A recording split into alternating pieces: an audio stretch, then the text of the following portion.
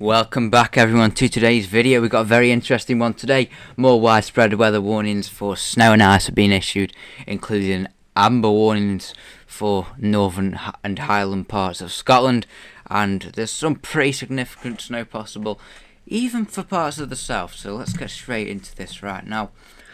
We've got a yellow snow and ice warning widespread over Scotland, then we've got 2 amber warnings over the highest of routes. We have got 30 to 40 centimetres possible in these 2 amber warnings. Very interesting indeed.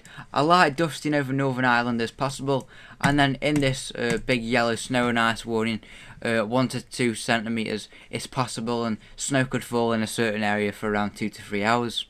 And as much as 5 centimetres is possible in a few spots, especially high ground of North Wales, North West England, and perhaps the North West Midlands. Now this is an improvement for me, because yesterday it was just North Wales and the North West Midlands, and not the North. It was just North Wales and North West England, and not the North West Midlands. And I live in the North West Midlands, so I've got a chance at a bit now. Hoping I can get a bit of a covering. 5 centimetres is possible for me, so I'd take that, to be honest, any day of the week. So yeah, it's going to be. There is chances we could have a surprise. There could be some 5 centimetres accumulation somewhere. So if you're travelling, just be wary. It's pretty likely now, and the impact is not crazy, but it's definitely higher up the scale than it can be. And this is from midnight tonight to 12 o'clock tomorrow as well. There will probably be an ice warning issued afterwards, if there's been any big accumulations.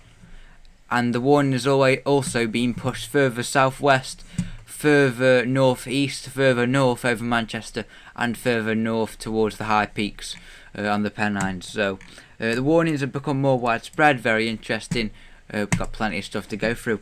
Let's take a look at the latest UK Met Office. These are all of these showers pushing into Scotland, and this is why we have got those amber warnings, because it's just persistent snow showers. It'll basically feel like non-stop snow for some areas.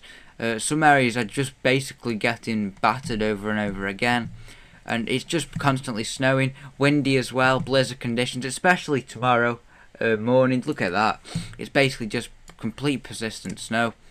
So yeah, very severe for parts of northern Scotland, but if you're further south like me, you still got a chance. So let's have a look. So scattered showers throughout today. Then here is that band moving down the Irish Sea. Maybe a bit of Northern Ireland getting a bit of snow with that. Then here we go. It moves straight down the Cheshire Gap into North Wales. And I actually get quite a bit with this, to be honest. It starts snowing around Manchester, Stoke-on-Trent, Birmingham, around midnight. And then, let's say in Buxton, Manchester, Stoke-on-Trent, you probably get about 2 or 3 hours of snow overall in a row. Definitely could be 5 centimetres in that North West Midlands, Wales and North West England area. I mean, especially the North West Midlands, I think could do quite well with this, if this UK Met Office run does come off, because that band might be in a different area. But the snow actually makes it further south with this, all the way down towards London. But obviously it's fizzling out as it does so. And then we do get more showers into Wales as we carry on.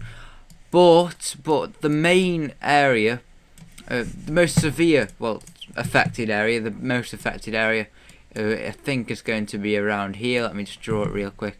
It looks like the main affected area is going to be around there, not that far east.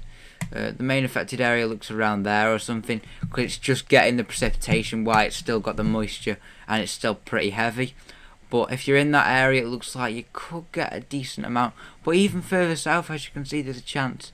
But I mean, it doesn't look like much, but 2 or 3 hours of heavy snow like that can definitely deliver. So there's a chance for some places that you might be getting a surprise in the morning, and I get about 3 hours with that, so I probably have 5 centimetres as possible, like it says on the warning. So very interesting indeed. Let's take a look at some of the latest models. This is the UKV, which is pretty similar to the UK Met Office, or it's the same run, similar anyway. Once again, that band of snow moves down. It's pretty widespread. There could be some pretty significant accumulations. And if we look up towards Scotland once again, crazy amounts of snow showers, firing in as well. And There is a little hint of some sort of system on Sunday night into Monday, actually, which could cause a bit of mayhem with everyone going back to school just there.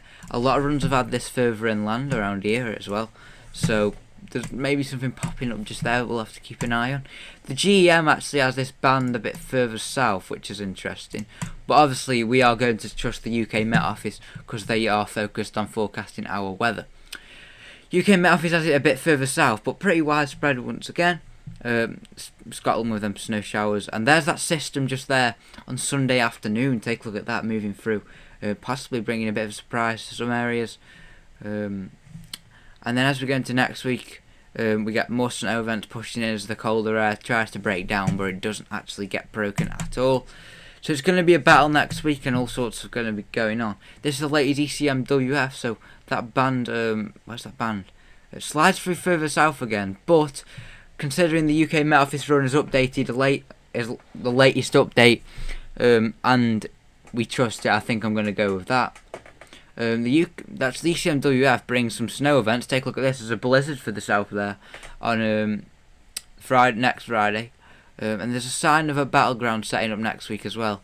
But apart from that, plenty of showers for Scotland. And we actually also have got a warning in the east that's been issued for later in the week as well. Today we've only got the snow and ice for Scotland, but that's tomorrow.